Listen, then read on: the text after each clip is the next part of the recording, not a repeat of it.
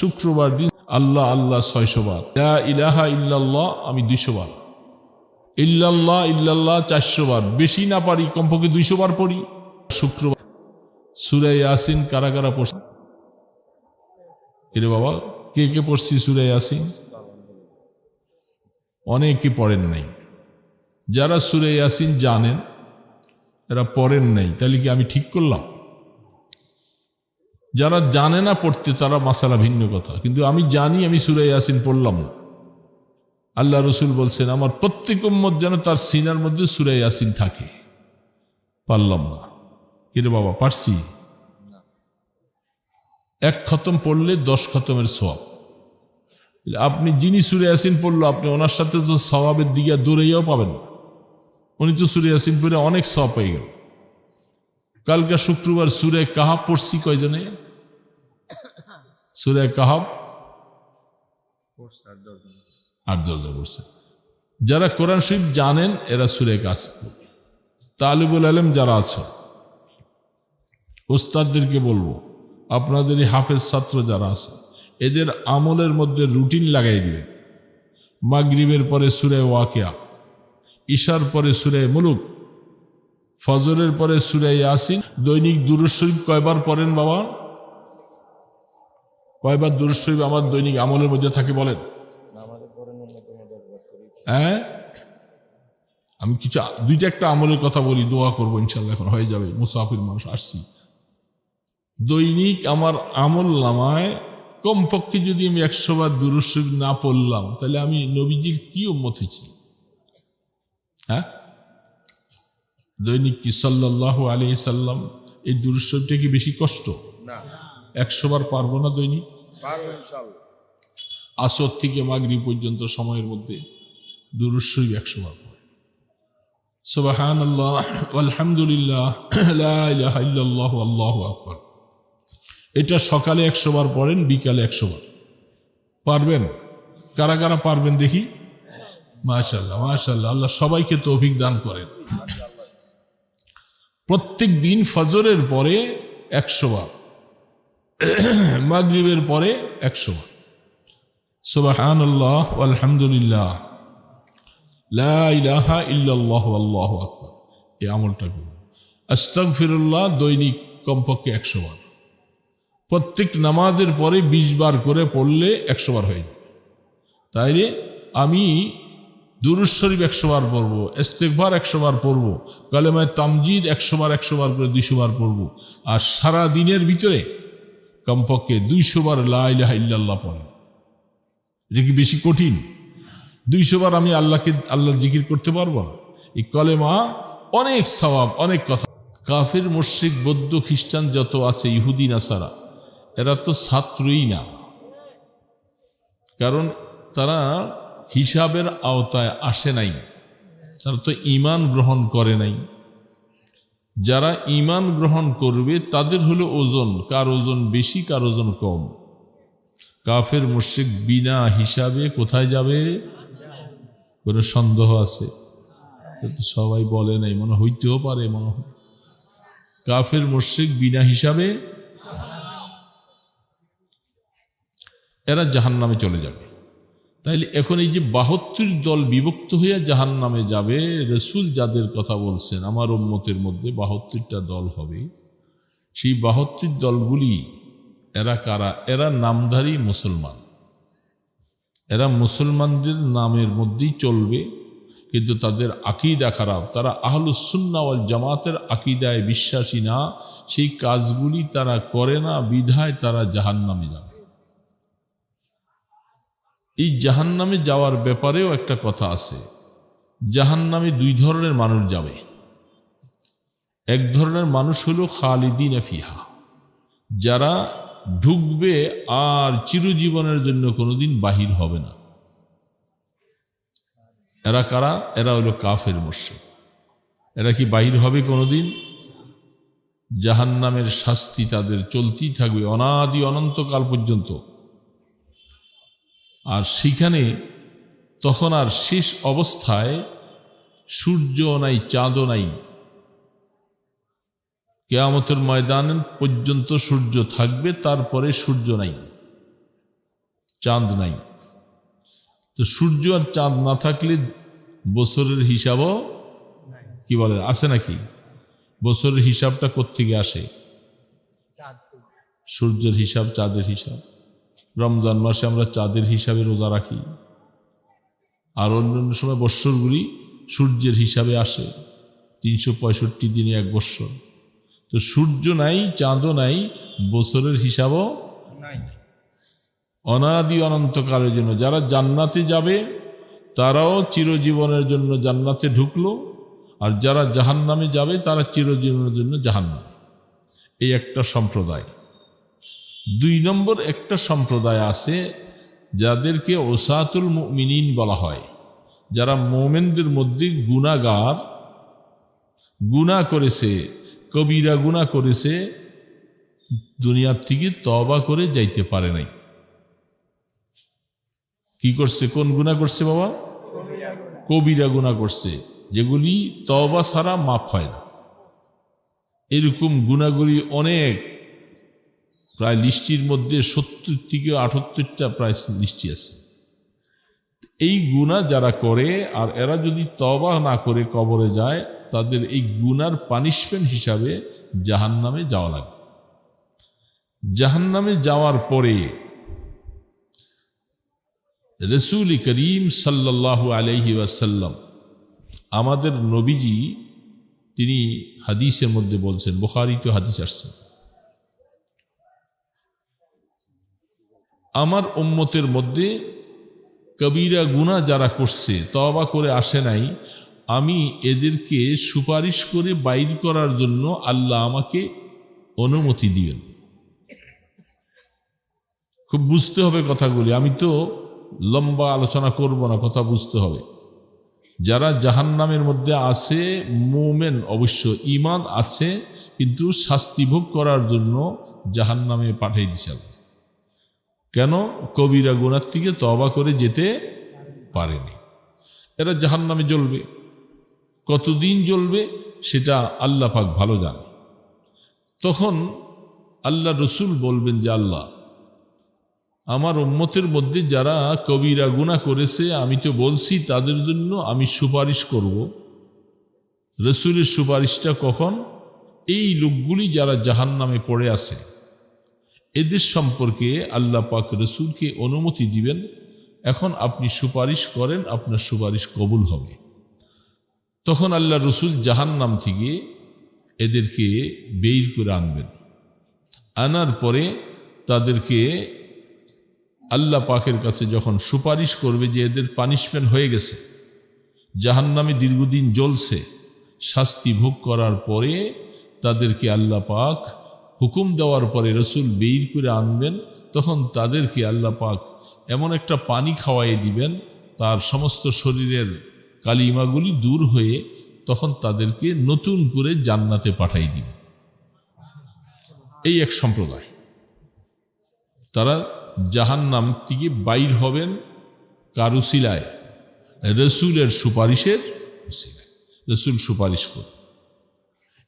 এই যে যাদেরকে রসুল বলছেন আমার উম্মতের মধ্যে 72 দল জাহান্নামে যাবে, এরাও এরকম ঈমানদার। এদের কি ছিল? ঈমান ছিল, তারা ঈমান আনছে। কিন্তু এই আকীদা খারাপের কারণে, যাদের আমলগুলি ত্রুটি হওয়ার কারণে এরা জাহান্নামে যাবে। তারপরে হয়তো আল্লাহ সুবহানাহু ওয়া তাআলা যদি ঈমানের কারণে তাদেরকে মাফ করেন, তখন দীর্ঘ সময় জাহান্নামে জ্বলার পরে তারপরে হয়তো আবার তারা সেখান থেকে বেরিয়ে আসবেন। এই জন্য আকীদা যাদের খারাপ হবে, যারা আহলুস সুন্নাহ ওয়াল জামা, রসুল এবং সাহাবায়ে কেরামদের আদর্শের উপরে যারা থাকবে না, এরা ওই 72 দলের অন্তর্ভুক্ত হবে, এরা জাহান্নামে যাবে। বুঝতেছেন কথাটা? এরা জাহান্নামে যাবে। এই জন্য বুঝতে হবে আমরা আহলুস সুন্নাহ ওয়াল জামা, মা আনা আলাইহি ওয়া আসহাবি। রসুলের আদর্শ কোনগুলি, এটা আপনারা অনেকেই জানেন না। আপনাদের কাছে এগুলির দলিল নাই, প্রমাণ নাই, কোরআনও বুঝি না, হাদিসও বুঝি না। আমরা কি করে চলব? আমাদের চলার গতি হলো উলামায়ে হাক্কানি রব্বানীদেরকে দেখতে হবে। ওলামায়ে হাক্কানি রব্বানিরা কোন পথে চলে, তারা কিভাবে নামাজ পড়ে, তারা কি করে রোজা রাখে, তারা কি করে পর্দা পর্শিদা আদায় করে, তারা কি করে শরীয়তের হুকুম আহকাম আদায় করে, তাদের থেকে দেখে দেখে আমাদের দিন শিখতে হবে। তাহলে আমরা আহলুস সুন্নাহ ওয়াল জামাতের অন্তর্ভুক্ত হব। বুঝতেছেন কথা? এখন ঢোল কি রসুলের আদর্শ? নারীদেরকে সহ নারী পুরুষ একসাথে নাচবে আর জিকির করবে, এটা রসুলের আদর্শ?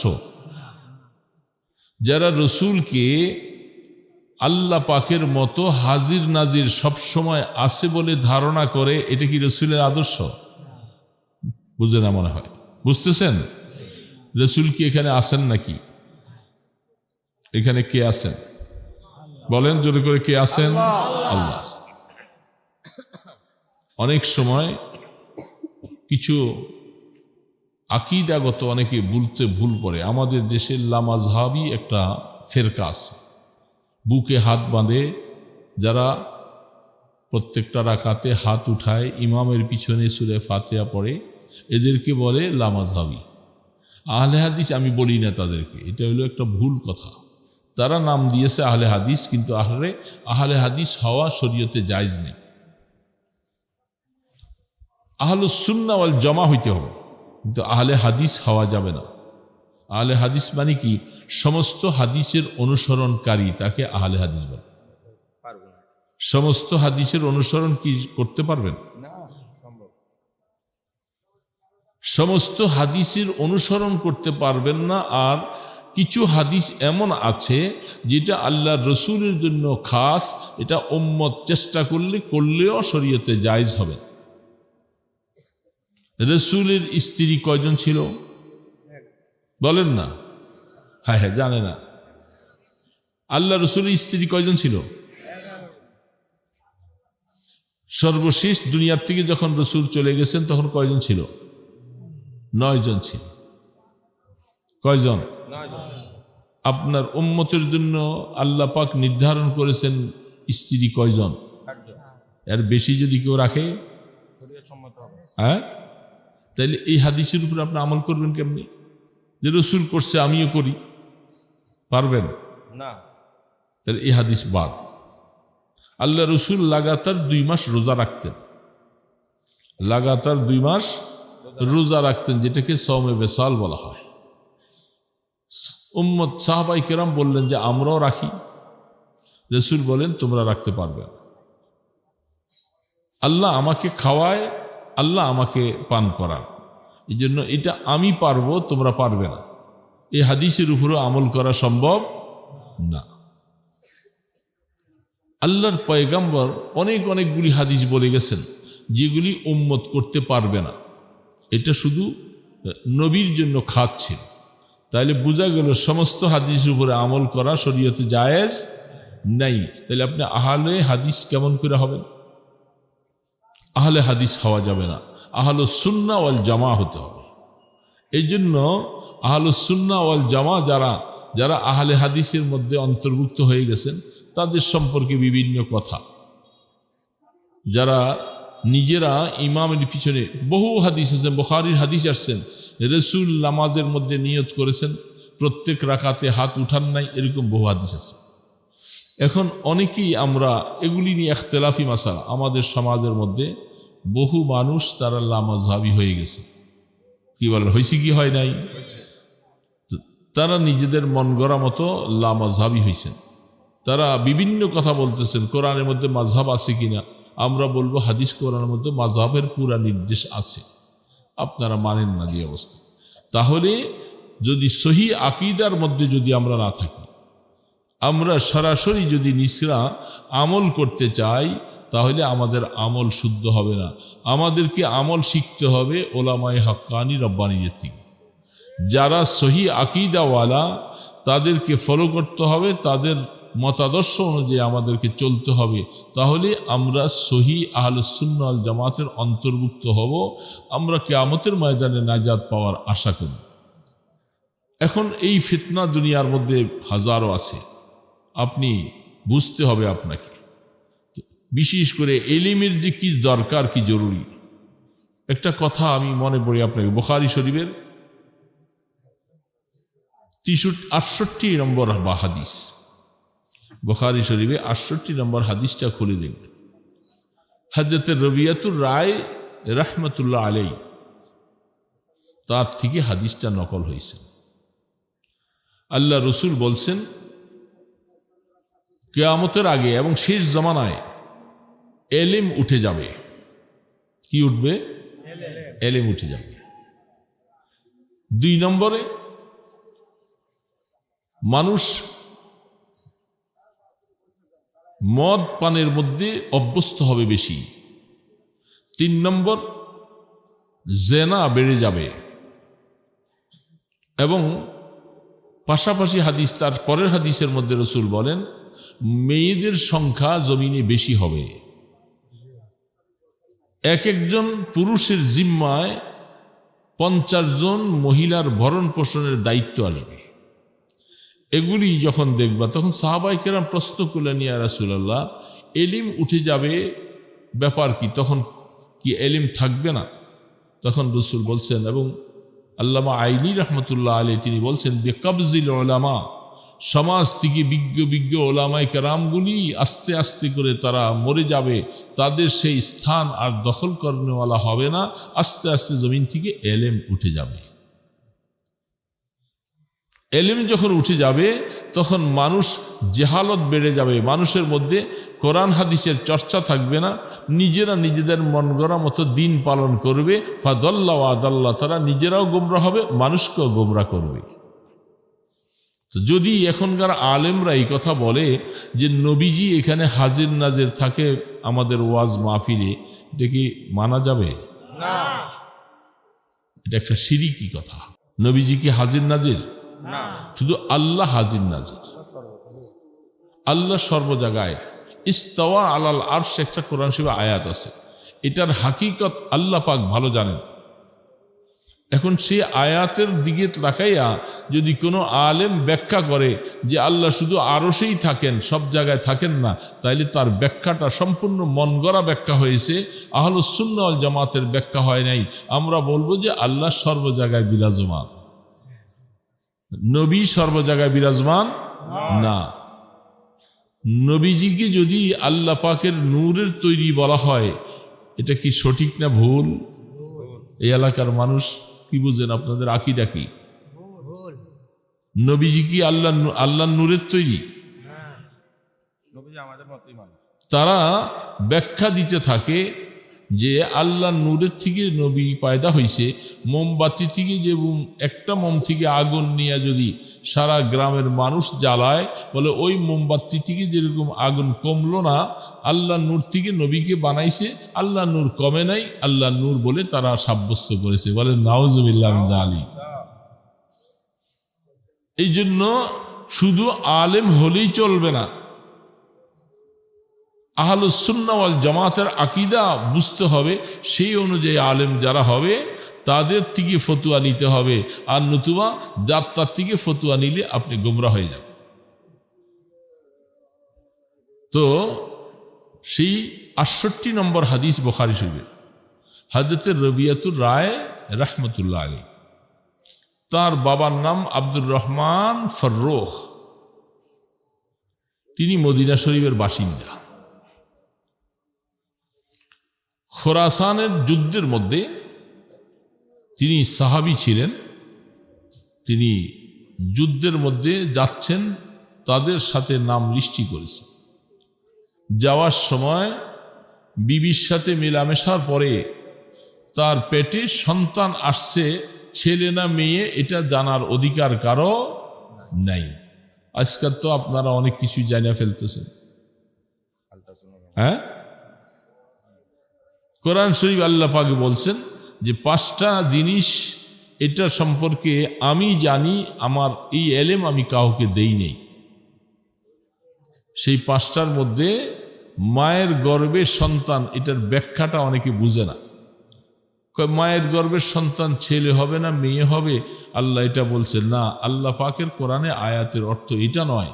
মায়ের গর্ভের সন্তানটা সে নেককার না বদকার হবে, ইমানদার হবে না কাফের হবে, এটা জানার অধিকার কোনো মেশিনের দ্বারা হবে না। হবে না। যখন এটা আপনি মেশিনের দ্বারা যেগুলি জানলেন, এটা আল্লাহ পাক শক্তি দিয়েছেন, মেশিনের মাধ্যমে এটা আবিষ্কার করেছেন, আপনি অনেক কিছু জানলেন। আল্লাহ সুবহানাহু ওয়া তাআলা বলেন, সন্তানটা নেককার না বদকার এটা জানার অধিকার আমি ছাড়া কেউ জানবে। আগামীকাল আপনি কি খাবেন এটা আপনি জানেন না। বললে আমি তো ঘরের মধ্যে মাছ গোস্ত তরকারি পাক করে রাখছি, আমি তো এগুলি খাবো, এটা আমি জানবো না কেন? এটা আপনার কিসমতে যদি না থাকে আপনি এটা খেতে পারবেন না। আপনার মৃত্যুটা কোথায় হবে আপনি জানেন? না। যদি সৌদি আরব লেখা থাকে, আল্লাহ আপনাকে কোনো না কোনো একটা অবস্থা নিয়ে সেখানে পৌঁছাবে, সেখানে মৃত্যু হবে। এই জন্য আল্লাহ পাক বলতেছে, ইন্নাল্লাহা ইনদাহু ইলমুস সাআহ, কিয়ামত কবে হবে আমি ছাড়া কেউ জানে না।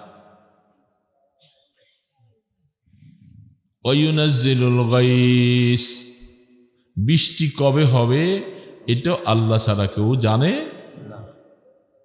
বিভিন্ন রকম বিজ্ঞান বা অবস্থাওয়ালারা বলে বৃষ্টি হতে পারে, কিন্তু একইভাবে আগামীকাল বৃষ্টি হবে এই কথা বলার ক্ষমতা পৃথিবীর কারো নাই। তোমার রিজিক কি হবে, কি খাবে তুমি, সেটা আমি ছাড়া কেউ জানো। তো আল্লাহ পাক এই 5টা কথার উপরে বলছেন যে এটা একমাত্র আমি ছাড়া কেউ জানি না। তো সেই হিসাবে রবিয়াতুর রায় তার বাবা হযরত আব্দুর রহমান ফারুক, তিনি খোরাসানে জেহাদের মধ্যে লিস্টি করে তিনি যাচ্ছেন। তো সন্তান পেটে আসছে, সন্তানটা ছেলে হবে না মেয়ে হবে এটা জানে নাই, তিনি জেহাদে চলে যাচ্ছে। যাওয়ার সময় স্ত্রীর হাতে 30,000 দিনার দিয়ে গেলেন। অল্প সময় কথাটা খুব ভালো করে শুনে, বুখারী শরীফের কথা বলতেছি। 30,000 দিনার দিয়ে গেছেন যে এটা তুমি খরচ করবা। তিনি যুদ্ধে চলে গেলেন। আল্লাহ পাক তার ঘরে কিছুদিন পরে সন্তান দিলেন, একটা পুত্র সন্তান। এই পুত্র সন্তানটা ছোট থেকে আস্তে আস্তে করে বড় হচ্ছে। মা এই সন্তানটাকে লেখাপড়ার পরিবেশ তৈরি করতে করতে ছেলেটার বয়স হলো 27 বৎসর। বাবা 27 বৎসর পরে দেশে আসছেন। সুবহানাল্লাহ। কত বৎসর পরে? 27 বৎসর পরে বাবা দেশে আসছেন হযরত ফারুক। ছেলে রবিয়া, তিনি আল্লাহ পাকের তরফ থেকে আল্লাহ পাক ওনাকে যোগ্যতা দিয়েছেন, আল্লাহর ইচ্ছা। মা চেষ্টা করেছেন, সে এলিম হাসিল করতে করতে অনেক বড় ফকিহ, অনেক বড় আলেম হয়ে গেছে। আলেম হইয়া মদিনা শরীফের মসজিদে নববীর মসনাদে বসে বসে হাদিস পড়ায় এবং তিনি ফিকহের গবেষণা করে। সুবহানাল্লাহ। মসজিদে নববীতে 27 বছর বয়স। ইমাম মালিক রহমতুল্লাহ আলাইহি ওনার ছাত্র। ইমাম মালিক চিনছেন তো, নাম শুনছেন? ইমাম মালিক রহমতুল্লাহ আলাইহি, যিনি ইমামে আজম আবু হানিফা রহমতুল্লাহ আলাইহির সমতুল্য বয়স, প্রায় সমকক্ষ। তো ইমাম মালিক রহমতুল্লাহ আলাইহির উস্তাদ হযরত রবিয়াতুর রায় রহমতুল্লাহ আলাইহি, তিনি বাবা 27 বছর পরে আসছেন। আইসা উনি ঘোড়ার পিঠে সওয়ার, হাতের মধ্যে যুদ্ধের তীর, পোশাক। আইসা সরাসরি তিনি তার বাড়িতে দিচ্ছে। 27 বছর পরে বাড়ি মনে আসে না নাকি? মনে থাকে। বাড়িতে যাইয়া, বাড়ির গেট আছে, গেটের মধ্যে এমনি পা দিয়া ধাক্কা দিয়েছে, ঘোড়ার থেকে নাইমাই গেটটা খুলেছে। গেট খোলার পরে বাড়ির ভিতরে যে ঘর আছে, ঘরের সামনে এখানে নজর করে দেখে যে একজন যুবক, সে যুবক সামনে এসে বলতেছেন, আপনি কে? আপনি কে? আমার বাড়ির ভিতরে এভাবে হুকুম ছাড়া, অনুমতি ছাড়া ঢুকলেন? এটা আমার হেরাম, হেরাম বলতে আমার আওতায়, আমার অধীনস্থ এলাকায়, এখানে তো পর্দার প্রশ্ন আছে। আপনাকে দেখা যায় একজন ভালো মানুষ, মুজাহিদ মানুষ মনে হচ্ছে, আপনি আমার হ্যারেমের ভিতরে ঢুকলেন, ব্যাপারটা কি? তিনি বলতেছেন, তুমি ছেলে মানুষ, তুমি, এটা তো আমার হ্যারেম, আমার বাড়ি, তুমি এখানে ঢুকলে কেন? দুইজন কথা কাটাকাটি হচ্ছে এবং একজন আরেকজনের উপরে খুব ক্ষুব্ধ হয়ে গেছে, কারণ শরীয়তের মাসালা আসছে এখানে। কি শরীয়তের মাসালা? কোরআন বলছেন কারো বাড়িতে অনুমতি ছাড়া ঢোকা জায়েজ নাই। তুমি আগে ঢুকো, ঢুকার আগে আগে সালাম দিবা, একবার দুইবার তিনবার সালাম দিবা। সালাম দেওয়ার পরে সালামের প্রতি উত্তর না পাইলে তুমি ব্যাক করো, ফিরে আসো। এটা কোরআন শরীফ আল্লাহ পাক বলছেন। তাহলে আপনি তো কোরআন মানেন নাই, আপনাকে ভালো মানুষের মতো দেখা যাচ্ছে, আপনি আমার বাড়ির ভিতরে আপনি বিনা অনুমতিতে ঢুকলেন কেন? এই জন্য দুইজনে খুব কথা কাটাকাটি। পাশে যারা ছিল এরা দৌড়ে আসছে, কি ব্যাপার? এই লোকটাকে নতুন দেখা যাচ্ছে, আমরা অনেকে চিনি না। যারা 27 বছর আগে যিনি চলে গেছেন, এখনকার যুবকরা তারা ওনাকে চিনে না। ইমাম মালিক রহমতুল্লাহ খবর পেয়েছে, উনি দৌড়ে ওনার ওস্তাদের বাড়ি, হযরত রবিয়াতুর রায় ইমাম মালিক রহমতুল্লাহ ওস্তাদ, এই জন্য খবর পাইয়া উনি দৌড়িয়া গেছে। দৌড়াইয়া যাইয়া ইমাম মালিক রহমতুল্লাহ আলাই, তিনিও তো চিনেন, ভালো করে চিনতেছেন না। পরে যে বলতেছেন, এই বুজুর্গ, এ আল্লাহওয়ালা, আপনি এখানে হঠাৎ করে এইভাবে ঢুকলেন কেন? আপনি আরেকটা বাড়িতে কোথায় বসেন বা বাহিরে কোথায় অবস্থান নেন, আপনি মুসাফির মানুষ, আপনি এখানে ঢুকলেন। হযরত ফাররুখ রাদিয়াল্লাহু তাআলা আনহু, উনি সাহাবী, তিনি বলতেছেন, এটা আমার বাড়ি, আনা ফাররুখ, আমি আব্দুর রহমান ফাররুখ আমার নাম।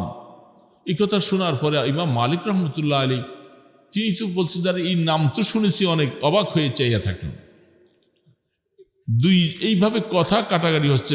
অনেক দূরে আন্দর বাড়িতে ওনার মা হযরত রবিয়া রহমতুল্লাহ আলাইহির মা ভিতরে, উনি ব্যাপারটা কি? ছেলেও কথা বড় শোনা যাচ্ছে, একজন ভিন্ন মানুষকে যেন উনি আইসা পর্দার ভিতর থেকে নজর করে দেখে যে ওনার স্বামী ফাররুখ রহমতুল্লাহ।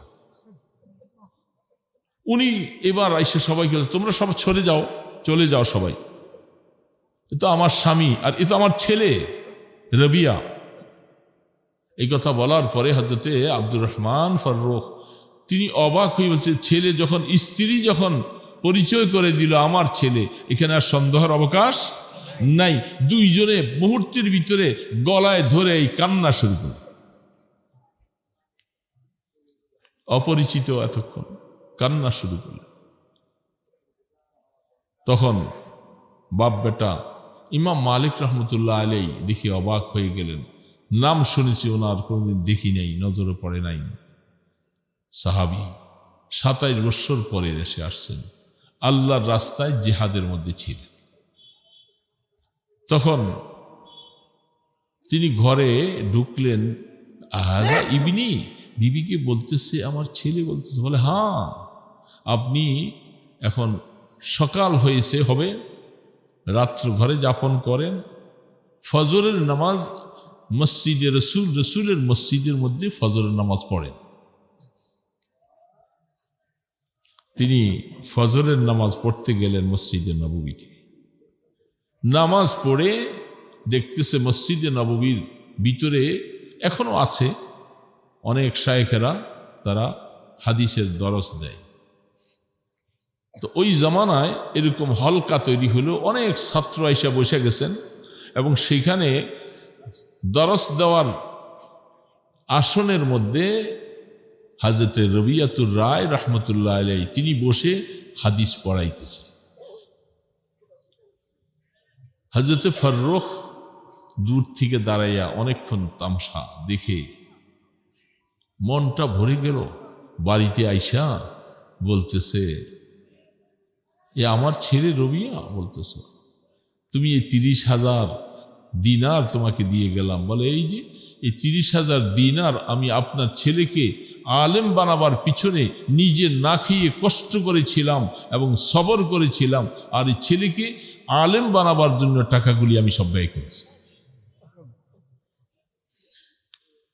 হযরতে ফাররুখ রাহমাতুল্লাহ আলাইহি রাদিয়াল্লাহু তাআলা আনহু চোখের পানি ছেড়ে বললেন, আর শুকর আদায় করছেন যে আল্লাহ তুমি হক আদায় করেছো। মা হিসাবে একজন সন্তানকে আলেম বানাবার জন্য যত ফিকির, যত সহযোগিতা তুমি করেছো, এই 30,000 দিনার এগুলি খরচ করে করে ছেলেকে বড় আলেম বানাবার ফিকির করেছেন। আজকাল ছেলে মসজিদে নববীতে হাদিসের দরজ দেয়।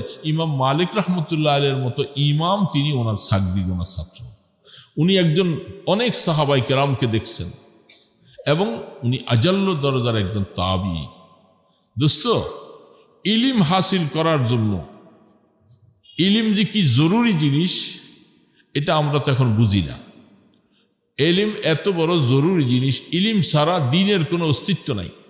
দ্বীনটাকে উল্টা পাল্টা বলে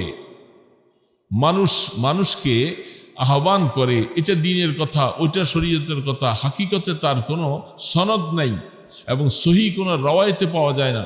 আজকাল অনেক অনেক জায়গার মধ্যে এই ধরনের অনেক আলোচনা হয়, আলোচনাগুলি সহি সনদের মধ্যে পাওয়া যায় না। লাউলাল ইসনাদ লাবাতালা দ্বীন, যদি শরীয়তের মধ্যে ইসনাদ যদি না থাকবে, অমুক থেকে হাদিসটা আমি শুনছি, তিনি অমুক থেকে শুনছেন, তিনি অমুক থেকে শুনছেন, শুনতে শুনতে নবী করিম সাল্লাল্লাহু আলাইহি সাল্লাম পর্যন্ত হাদিসের সনদ যদি সহিভাবে না পৌঁছে, এই হাদিস বয়ান করা শরীয়তে জায়েজ নেই। এখন তো আমরা বহু সময় বিভিন্ন বই পুস্তকের লেখা দেখে দেখে আমরা এটাকে হাদিস বলে চালাইয়া দেই। মনে রাখা লাগবে এটা হাদিস নয়, আর আমি হাদিস বলে চালাই দিলাম। রসুল বলতেছেন তুমি যেন তোমার ঠিকানাটা জাহান্নামে বেছে নিবা, কারণ আমি রসুল বলি নাই আর তুমি বললা সমাজের মানুষকে নবীজি বলছে, তাহলে আমার উপরে মিথ্যা তোহমত দিলা না? আমার উপরে তোহমত দিলা। মান কাযাবা আলাইয়া মুতাআম্মাদান ফালিয়াতাবাওয়া মাকআদাহু মিনান নার। এই জন্য মাইকের সামনে আইসা কথা বলতে বড় সাবধানের সাথে কথা বলা চাই। কথা মানুষকে কতক্ষণ ইরান তুরানের কথা বলে মানুষকে আকৃষ্ট করলে লাভ হবে না, কারণ আপনারা তো শুনে গেলেন, আপনারাও ভুল তরিকার উপরে আমল করবেন, আর যিনি বললেন তিনি ভুল কথা বললেন, বাহাবা নিয়ে গেলেন, আগামী বছর ভালো দাওয়াত পাওয়া যাবে, ভালো মানুষ খুব বাবর, এই এমন হুজুরের তো দরকার বেশি, কিন্তু হাকিকতে দেখা গেল অনেকগুলি জাল এবং মৌজু কথা বলে বলে মানুষকে বিভ্রান্ত করা হয়েছে। এলিমের যে কি দরকার, এলিম ছাড়া যে দিন টিকে থাকতে পারে না দোস্ত, এলিম ছাড়া আমল হয় না। এই জন্য মানুষকে বলা হচ্ছে যে তুমি সহি একটা মাসালা শিখো, একটা সময়ের ভিতরে একটু মাসালা শিখছো, আর 1000 রাকাত নফল নামাজ পড়া, এটার থেকে এই মাসালাটার দাম বেশি, এটার সওয়াব অনেক বেশি। কারণ তুমি সহি না জানলে আমল করলে কোনো ফায়দা নেই।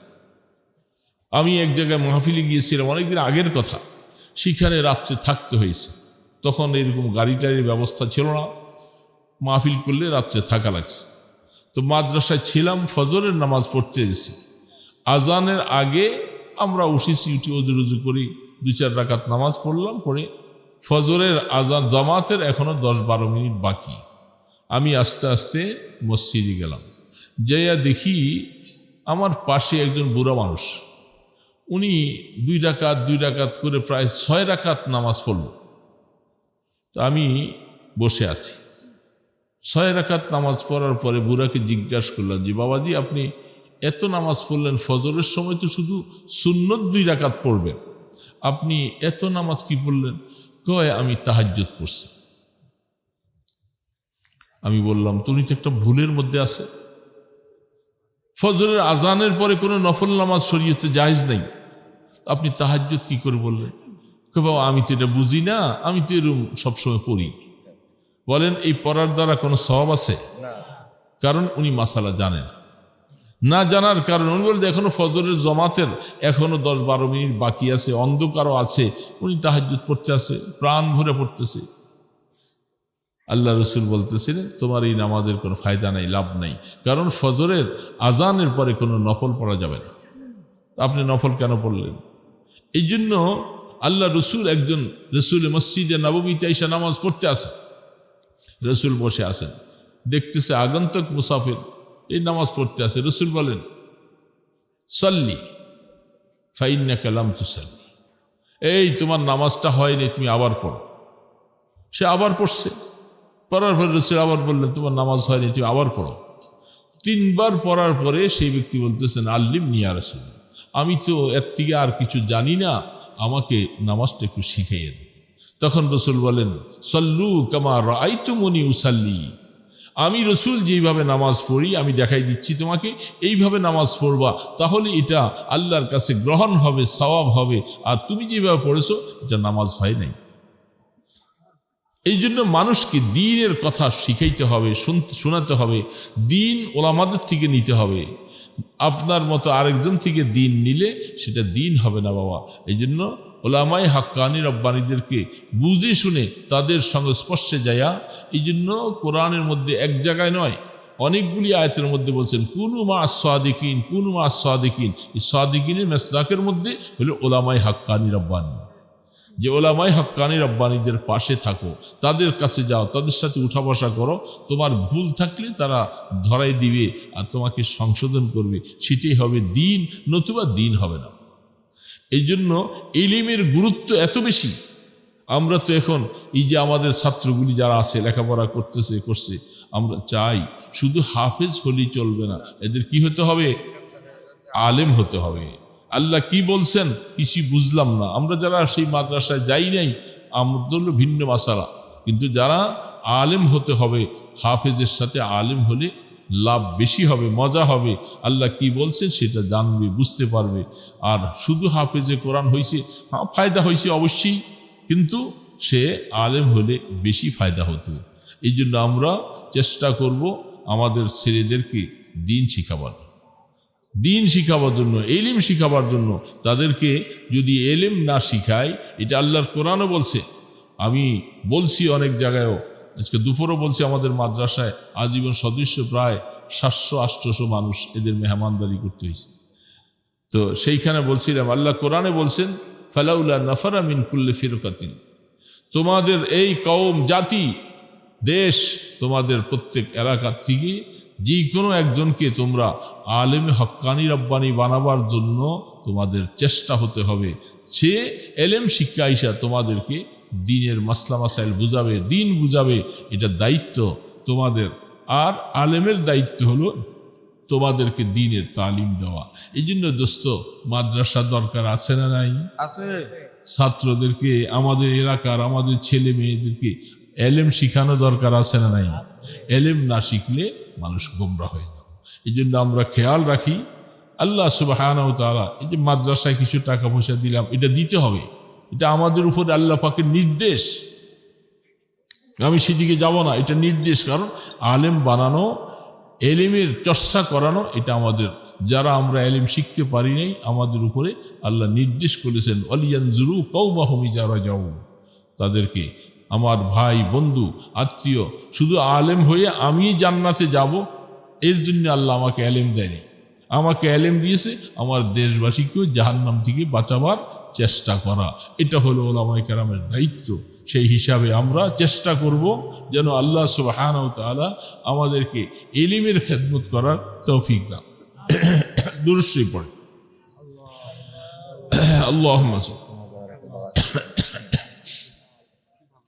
আল্লাহুম্মা সাল্লি আলা মুহাম্মাদিন ওয়া আলা আলিহি ওয়া আসহাবিহি ওয়া বারিক ওয়া সাল্লিম। আল্লাহুম্মা সাল্লি আলা মুহাম্মাদিন ওয়া আলা আলিহি ওয়া আসহাবিহি ওয়া বারিক ওয়া সাল্লিম। দৈনিক দুরূদ শরীফ কয়বার পড়েন বাবা? কয়বার দুরূদ শরীফ আমার দৈনিক আমলের মধ্যে থাকে বলেন? হ্যাঁ, আমি কিছু 2-1 আমলের কথা বলি, দোয়া করবো ইনশাআল্লাহ, এখন হয়ে যাবে, মুসাফির মানুষ আসছি। দৈনিক আমার আমল নামায় কমপক্ষে যদি আমি 100 বার দুরূদ শরীফ না পড়লাম, তাহলে আমি নবীজির কি উম্মত হয়েছি? হ্যাঁ, দৈনিক কি সাল্লাল্লাহু আলাইহি সাল্লাম এই দুরূদ শরীফটা কি বেশি কষ্ট? না, 100 বার পারবো না দৈনিক? পারবো ইনশাআল্লাহ। আসর থেকে মাগরিব পর্যন্ত সময়ের মধ্যে দুরূদ শরীফ 100 বার পড়ে। সুবহানাল্লাহ আলহামদুলিল্লাহ লা ইলাহা ইল্লাল্লাহ আল্লাহু আকবার। এটা সকালে 100 বার পড়েন, বিকালে 100 বার। পারবেন? কারা কারা পারবেন দেখি? মাশাআল্লাহ মাশাআল্লাহ, আল্লাহ সবাইকে তৌফিক দান করেন। প্রত্যেক দিন ফজরের পরে 100 বার, মাগরিবের পরে 100 বার। সুবহানাল্লাহ আলহামদুলিল্লাহ লা ইলাহা ইল্লাল্লাহু আল্লাহু আকবার। এই আমলটা করুন। আস্তাগফিরুল্লাহ দৈনিক কমপক্ষে 100 বার। প্রত্যেক নামাজের পরে 20 বার করে পড়লে 100 বার হয়ে যাবে।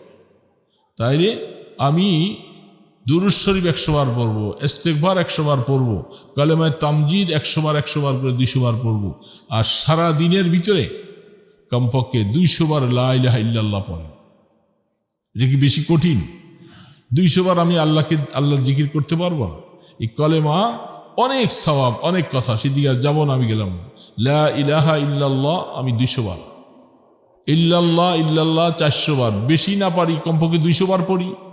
আল্লাহ আল্লাহ 600 বার। এটা দৈনিক একটা আমলের মধ্যে থাকা চাই। মসজিদে বসে 10 মিনিট লাগবে, চেষ্টা করলে পারা যাবে। পারবো তো? শুক্রবার সূরা ইয়াসিন কারা কারা পড়ছি? রে বাবা, কে কে পড়ছি সূরা ইয়াসিন? অনেকে পড়েন নাই। যারা সূরা ইয়াসিন জানেন এরা পড়েন নাই, তাহলে কি আমি ঠিক করলাম? যারা জানে না পড়তে তারা মাসালা ভিন্ন কথা, কিন্তু আমি জানি, আমি সূরা ইয়াসিন পড়লাম না। আল্লাহ রসুল বলছেন আমার প্রত্যেক উম্মত যেন তার সিনার মধ্যে সূরা ইয়াসিন থাকে। পারলাম না। কিরে বাবা, পারছি? এক খতম পড়লে 10 খতমের সওয়াব। আপনি যিনি সূরা ইয়াসিন পড়লো, আপনি ওনার সাথে তো সওয়াবের দিকে দৌড়াইয়াও পাবেন না। উনি তো সূরা ইয়াসিন পড়ে অনেক সওয়াব পেয়ে গেল। কালকে শুক্রবার সূরা কাহাফ পড়ছি কয়জনে? সূরা কাহাফ 8-10 জন পড়ছে। যারা কোরআন শরীফ জানেন এরা সূরা কাহাফ পড়বে। তালিবুল ইলম যারা আছে, ওস্তাদদেরকে বলবো, আপনাদের এই হাফেজ ছাত্র যারা আছে এদের আমলের মধ্যে রুটিন লাগাই দিবেন। মাগরিবের পরে সূরা ওয়াকিয়া, ইশার পরে সূরা মুলুক, ফজরের পরে সূরা ইয়াসিন, শুক্রবার দিন সূরা কাহাফ। এগুলি যেন কম্পালসারি ছাত্ররা সবসময় আমল করে।